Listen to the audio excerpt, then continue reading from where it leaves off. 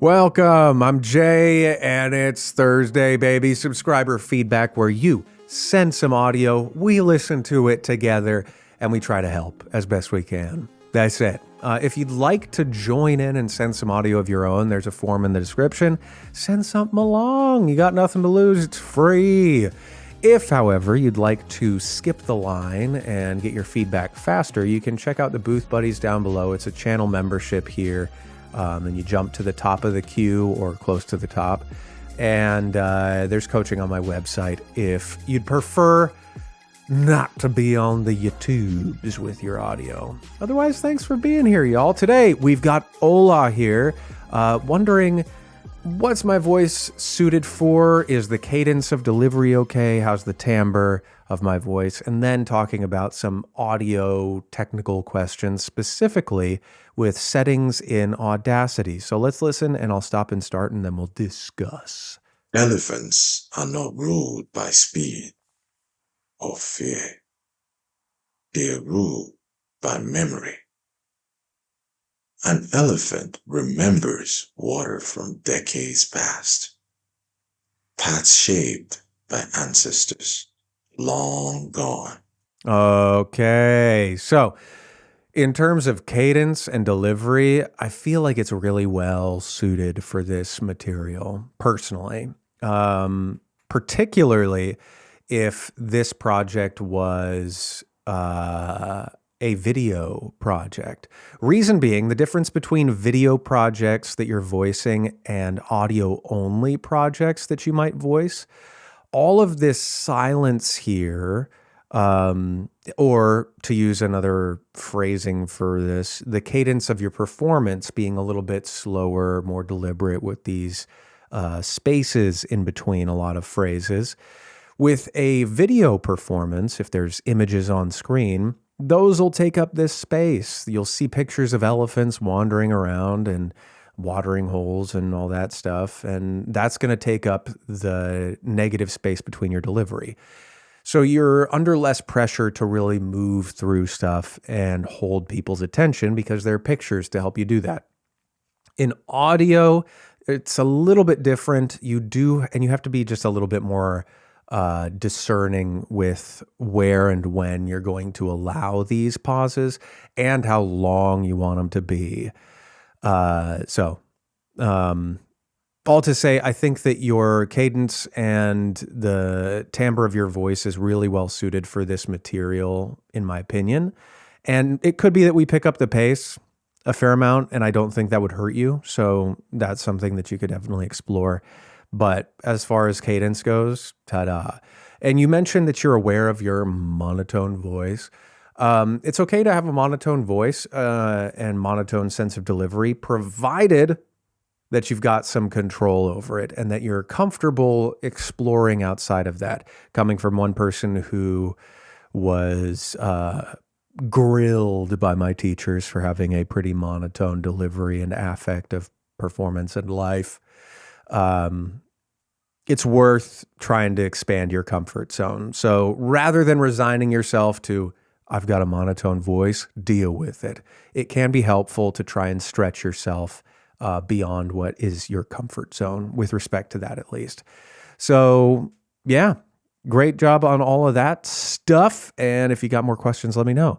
Then in terms of audio quality and settings for Audacity specifically, I know you said, Ola, that you don't have a setup really, and this is recorded just in your room and you're doing the best with what you got. And I think that that's great. That's what I would recommend to a lot of folks.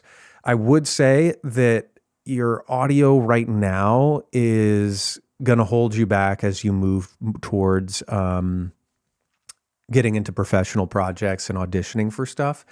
So while you're practicing, while you're finding your sea legs, while you're ironing stuff out, all that is totally fine to work with what you've got. Recording on your phone is totally fine just to practice and get a sense of performance and things like that, expanding your vocal range and all that jazz.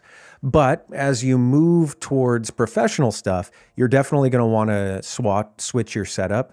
And to that end, with respect to your question about settings on Audacity, it's kind of hard for me to say because as you upgrade, everything's going to change. So going through Audacity settings at this point is not going to have a very long lifeline for you, because as soon as you change anything, like for example, when you switch to a more professional microphone than what you're using now, it's going to be such a dramatic shift that going over really any settings in Audacity with your current setup is going to become obsolete really, really fast. So all to say, I think I'm going to hold off on that and just recommend that you upgrade when you can, provided you're still moving towards this as a professional aspiration in that sense.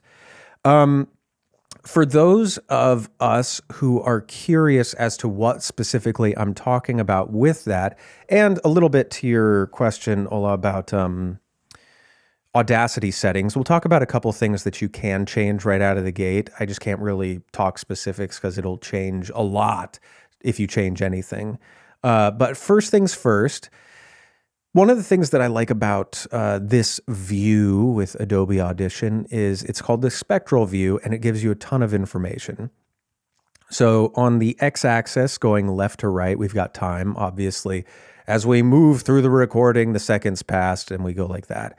And then on the y-axis is sound frequency. So it tells us exactly what we're hearing and how loud what we're hearing actually is. How does it tell us how loud stuff is? Well, the darker it is, in other words, this like silent section where it's basically just a dark void of nothingness, is silent. There's no sound here, so it's essentially just black.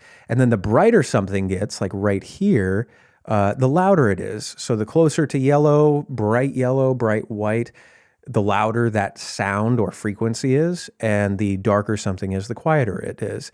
And so here I can see from about 2,800 hertz up to about 8,000 hertz, you've got a fair amount of sound in this range. And then a lot of information is down here where the bulk of your voice is, between 100 and 600 hertz, basically. There's a lot of information there. And that can be helpful in looking stuff up. Why that's useful right now with the spectral view is we can see that your microphone, Ola, has no information above about 9,000 hertz, which isn't bad in and of itself, but professional voiceover microphones, even ones that are entry level, go up to about 20,000 hertz or 20K. And that's just a ton of information. And that's why your audio right now, in conjunction with some of what you might be doing with Audacity, it sounds, or it lacks some articulation. It sounds, mumbled isn't the right word, but if I'm being hyper and overly articulate and using all of these things, you can hear all of those different details in my voice and in the words that I'm saying. Whereas if I kind of mumble, you start to lose articulation in a certain way. You're not mumbling, but by missing the frequencies up here, you lose a fair amount of that articulation, which makes the sound and the words you're saying just a little bit less readily intelligible or sharp. To no fault of your own necessarily, it's largely the microphone, but for those who are curious, that's kind of what's going on here. Then with respect to your Audacity settings, whatever you're doing with respect to like a sound gate or noise suppression is fairly aggressive.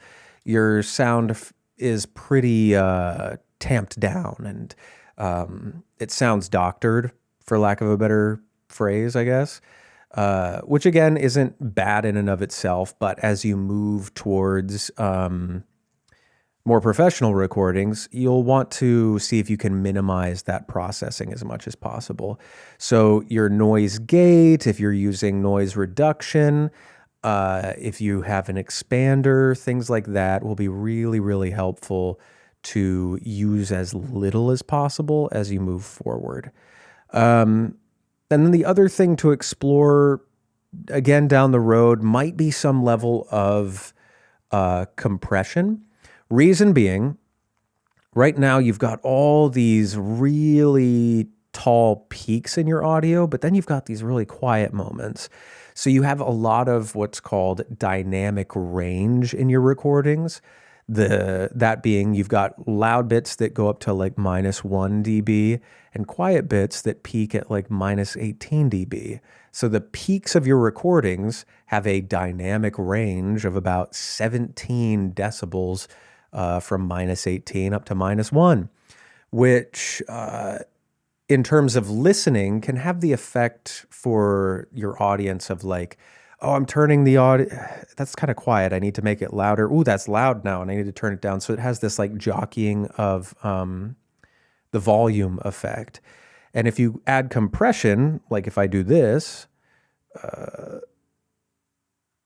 just compress a few times arbitrarily, it'll look more like this, and it's just a much more even listening experience relative to where we started, which is here.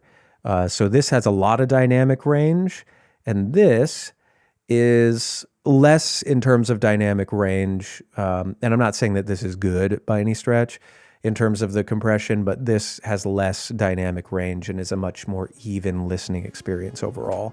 So that would be something to look into. I've got videos going into detail about compression and what it is and how to do it here on this channel.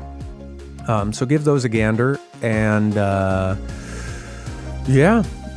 than that, keep at it, my friend. You're off to a great start, and I salute you, I suppose.